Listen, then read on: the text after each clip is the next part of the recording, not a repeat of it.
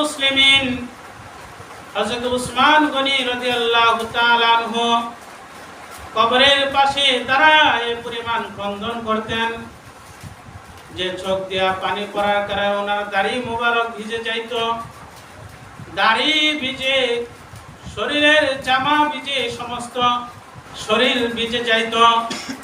মানুষেরা জিজ্ঞাসা করলো, আপনি কবরের পাশে দাঁড়া যে পরিমাণ আল্লাহর ভয়ে কান্নাকাটি করেন ওই পরিমাণ অন্য কোন সময় আপনি কাঁদেন না, কারণ কি? তখন ওসমান গনি রাদিয়াল্লাহু তাআলা আনহু বলেন যে কবর হলো সর্বপ্রথম গাঁথি, প্রথম গাঁথির মধ্যে যে মুক্তি পাবে সমস্ত গাঁথির মধ্যে সে মুক্তি পেয়ে যাবে, আর প্রথম গাঁথির মধ্যে যে ধরা খেয়ে যাবে সমস্ত গাঁথির মধ্যে সে ধরা খেয়ে যাবে। আমাদের আকাবিরদের তাকাইলে তাদের জিন্দেগি কেমন হয়, আমাদের রসুলের দিকে তাকাইলে রসুলের জীবন কেমন হয়। আল্লাহর নবী এই পরিমাণ শুধু 5 ওয়াক্ত নামাজ পড়েছেন এমনটা নয়, কিন্তু আমরা কপাল পুরা মুসলমান 5 ওয়াক্ত নামাজ পড়ি না, তো নফল নামাজ কিভাবে পড়ব, ইশরাকের নামাজ কিভাবে পড়ব, আওয়াবিন চাশতের নামাজ কিভাবে পড়ব, তাহাজ্জুদের নামাজ আমি কিভাবে পড়ব।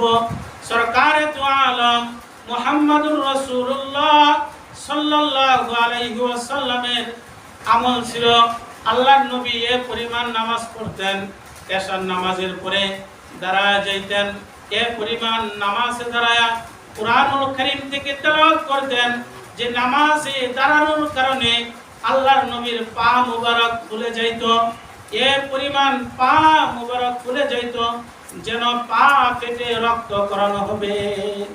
কিন্তু আমরা নফল নামাজ পড়ব তো দূরের কথা, 5 ওয়াক্ত নামাজই তো মসজিদে আদায় করতে পারি না।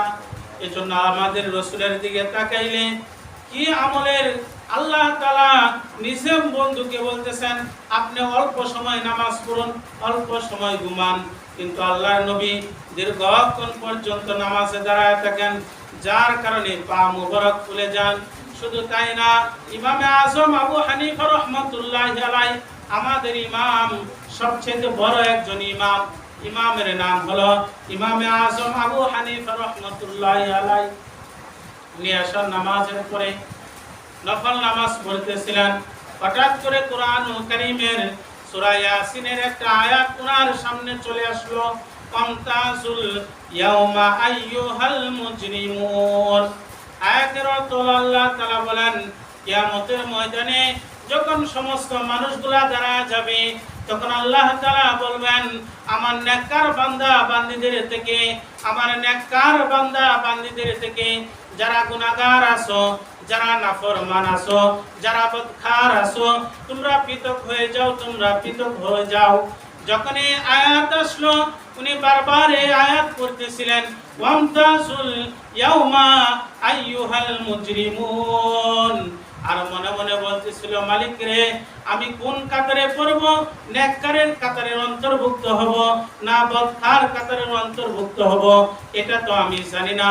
এভাবে নামাজের মধ্যে দাঁড়ায়া এই একটা আয়াত এই পরিমাণ 1 ঘন্টা নয় 2 ঘন্টা নয় সারা রাত এক আয়াত তেলাওয়াত করতেছিলেন, আর এদিক দিয়া মুয়াজ্জিন ফজরের আযান দিয়া দিল। সুবহানাল্লাহ বললেন না? তার মানে আমাদের ঈমানটা এত দুর্বল হয়ে গেছে, সুবহানাল্লাহ বললেও আমাদের কষ্ট হয়ে যায়, অথচ একবার সুবহানাল্লাহ বললেন এটা কি পরিমাণ সওয়াব হয়। আমি একবার সুবহানাল্লাহ বললাম তো আল্লাহ তাআলা আমার আমলনামার মধ্যে আল-আন এখনই আসমান জমিনের মধ্যে যে ফাঁকা জায়গা আছে আল্লাহ তাআলা এটা সওয়াব দ্বারা পরিপূর্ণ করে দিবেন। সুবহানাল্লাহ। তাহলে সুবহানাল্লাহ আলহামদুলিল্লাহ এগুলা জবান দিয়ে জিকির করা, আর আমরা জিকির করি গীবত, মিথ্যা কথা, খারাপ চিন্তা দিলের ভিতরে লালন পালন করি, অথচ আমার দিলের ভিতরে আল্লাহ এবং রসুলকে যদি আমি লালন পালন করতাম, আল্লাহ এবং রসুলের হুকুমের উপর চলে আসতাম, তাহলে আমার ব্যক্তিগত জীবন সুন্দর হয়ে যেত, আমার পারিবারিক জীবন শুরু হয়ে যেত, আমার সামাজিক জীবন সুন্দর হয়ে যেত, আমার রাষ্ট্র সুন্দর হয়ে যেত। এই জন্যই তো ফিতনার শেষ নাই, যত বিপদ আসে এটা স্থলে হোক জলে হোক, এটা আমার 2 হাতের কামাই, জন্য আমাদের উচিত আসুন আমার মালিক আমাকে দুনিয়াতে পাঠাইছেন ওমা খলাকতুল জিন্না ওয়াল ইনসা ইল্লা লিয়াবুদুন আল্লাহ তাআলার গোলামি করার জন্য আল্লাহ তাআলার ইবাদত করার জন্য। এজন্য আমার মালিকের হুকুম আল্লাহর ইবাদত করা। আল্লাহর ইবাদত করা কার হুকুম? আওয়াজ করে বলেন কার হুকুম? নামাজ পড়া কার হুকুম? পাঁচ ওয়াক্ত নামাজ পড়া কার হুকুম? জোরে বলেন কার হুকুম? এই যে কিছুক্ষণ পরে জুমার নামাজ পড়বেন কার হুকুম? আল্লাহর হুকুম। আল্লাহর হুকুম সবাই মানবেন? মানলে কি করতে হইব? আজান বলে তো মসজিদে আসেন না, এটা বড় আফসোস। মাগরিবে নাই, এশায় নাই, ফজরে নাই। আল্লাহ তাআলা আমাদের সকলকে পাঁচ ওয়াক্ত নামাজ জামাতের সাথে আদায় করা তৌফিক দান করুন। শুরু থেকে শেষ পর্যন্ত টোটা পাটা যে কয়েকটি কথা বললাম, আল্লাহ আমাকে আপনাদের সকলকে আমল করা তৌফিক দান করুন। আমিন ওয়া আখিরু দাওয়ানা আলহামদুলিল্লাহি রাব্বিল আলামিন। যারা সুন্নাত করেন নাই, যারা একটা সুন্নাত করেন।